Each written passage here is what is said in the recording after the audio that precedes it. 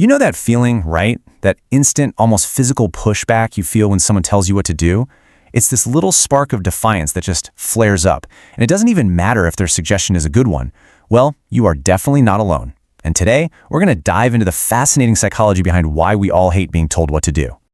Just think about it for a second.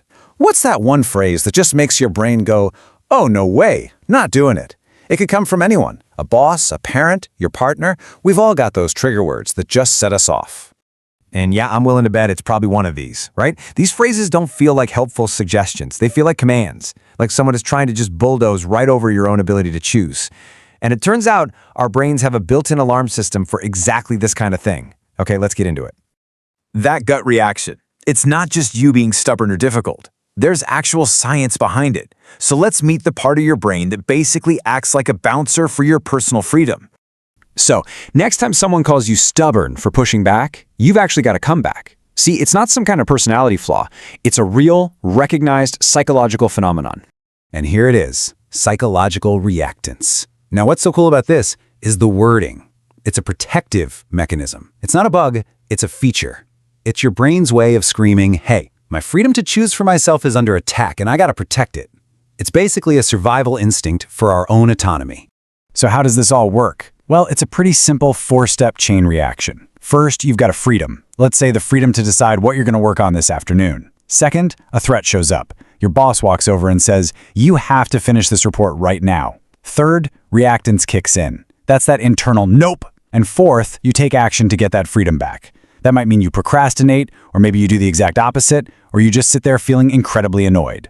But look, that basic reaction is really just the tip of the iceberg. When that alarm gets triggered again and again and again, it can escalate into something much, much bigger. Seriously, what if every single day feels like a fight for your own autonomy? At work, at home, in your relationships, imagine that alarm bell just never, ever stopping. It's completely exhausting. It's not sustainable. And this constant ringing of the alarm leads to a state that psychologists call psychological overload. And this is where simple, everyday annoyance turns into a chronic, draining state of being. Let's just compare these two. Okay, so typical annoyance, it's temporary. You get frustrated, you push back a little, you move on.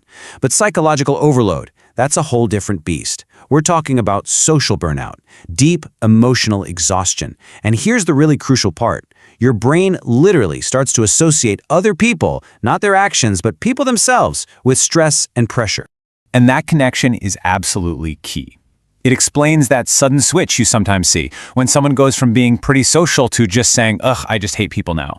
It's not that they actually hate all individuals, it's that their entire system is so overloaded that being alone starts to feel like the only way they can breathe again. So when someone just suddenly cuts ties, from the outside, it can look really cold, maybe even arrogant. But what's happening internally is often what's called a silent fracture. It's not a sudden decision. It's a final, drastic boundary being slammed down after years and years of feeling like their autonomy was being slowly chipped away. It is a last-ditch, desperate attempt to reclaim who they are when nothing else has worked. You know, I think this quote just nails it. It's not a conscious attack on other people. It's an unconscious, protective system shutdown designed to prevent a total and complete collapse. Okay, so we get the what, the reactance, the overload, but now let's peel back another layer and get to the why. Because for a lot of people, this intense need for autonomy has really, really deep roots. Just imagine a childhood where you never really felt chosen, where love and safety always felt like something you had to earn every single day. An environment like that, well, it's going to shape your entire view of the world. And just look at what that experience teaches a person. You learn that love isn't just a given, it has to be earned. You learn that relying on other people is risky, so you become fiercely self-reliant to survive. And ironically, you might even become a chronic people pleaser, just trying to avoid being abandoned or replaced. But underneath all of that, you learn the most fundamental lesson of all. The only person you can truly 100% count on is yourself. The only real safety is your own autonomy. And so, that fierce independence you see in an adult isn't just a personality trait, it's a shield. A shield that was forged in childhood to protect them from ever feeling that helpless or that conditional ever again. Okay, let's pull all these threads together. We've looked at the mechanism, the extreme outcomes, and where it all comes from. So now it's time to reframe what this resistance really truly means. This right here is the core of it all. On the left, you've got the negative labels that society just loves to throw around. Stubborn, difficult, arrogant. But on the right, that's the psychological truth. So instead of stubborn, think autonomous. Instead of difficult, try independent. And what is so often mistaken for arrogance is really just a powerful, protective drive for self-determination. So if you take one thing away from this, let it be this: that automatic pushback, that freedom alarm going off in your head. It is not a character flaw. It's not something in your programming that needs to be fixed.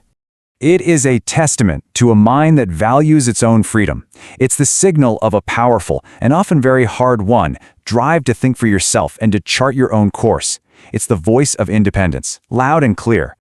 And that leaves us with one final and really important question to think about. Knowing that this drive is such a fundamental part of who some of us are, how do we balance it?